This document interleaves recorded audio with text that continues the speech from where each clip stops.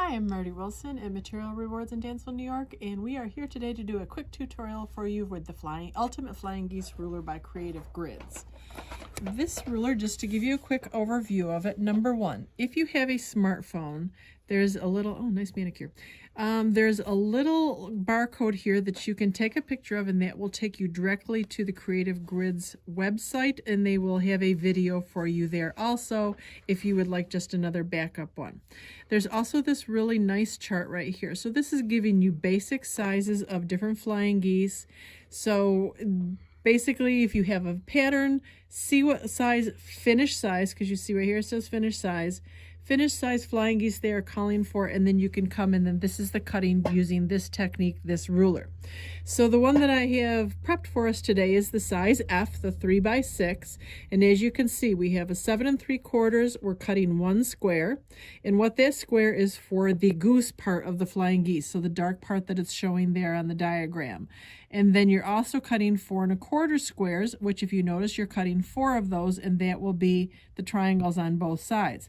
So this is a takeoff on the 4x4 flying geese technique that Joan Hawley came up with many years ago. This ruler just takes it one step further. It oversizes the pieces a little bit and then has you trim them to that perfect size. That's what we love about this. So as I said when we did this, you're starting with size F.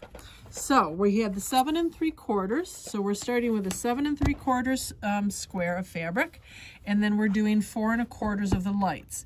Now what you want to do first is you're going to be, and you can barely see it here, I took a mechanical pencil and just drew a diagonal line on that. So then what you're going to do, and you're going to do that on all of your background squares, and you can see the line is coming diagonally across your big square. And then you've got the next one.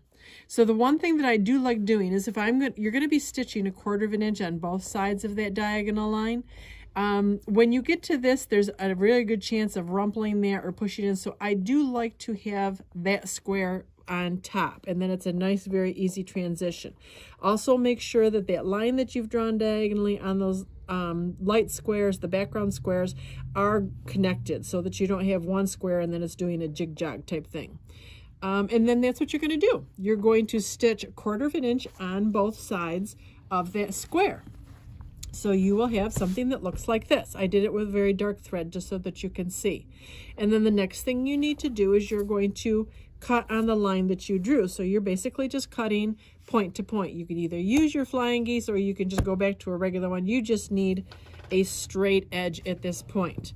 So then you're going to whack up through there, and then you have basically these two pieces. This is what you've got. And then you're going to go to your iron, press these guys out. Now sometimes you will see this referred to as the heart shape, and you kind of see we got a little heart shape working for us there. And then the last thing that you're going to do is you're going to take one of your squares, remember you had 4 of them, and they're going to go into that last corner. Again, the line that you drew is going diagonally out to the point from the top of the heart. Again, stitch 1/4 inch on both lines, and then you have this little dogger, okay? Again, cut on that line, and then when you flip that out, you have your very rough flying geese. Now this is where you come back to the ruler again.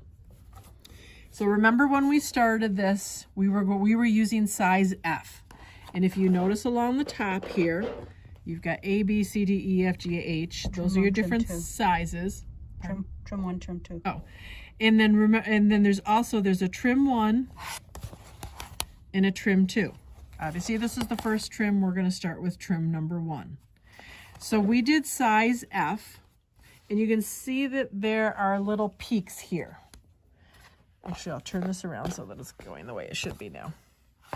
So what you're going to do is you're going to take where that F is, and you're going to just tuck it right into on the seam lines. This will give you that 1/4 inch past the point of intersection so that when you're sewing these together, it will work out perfectly.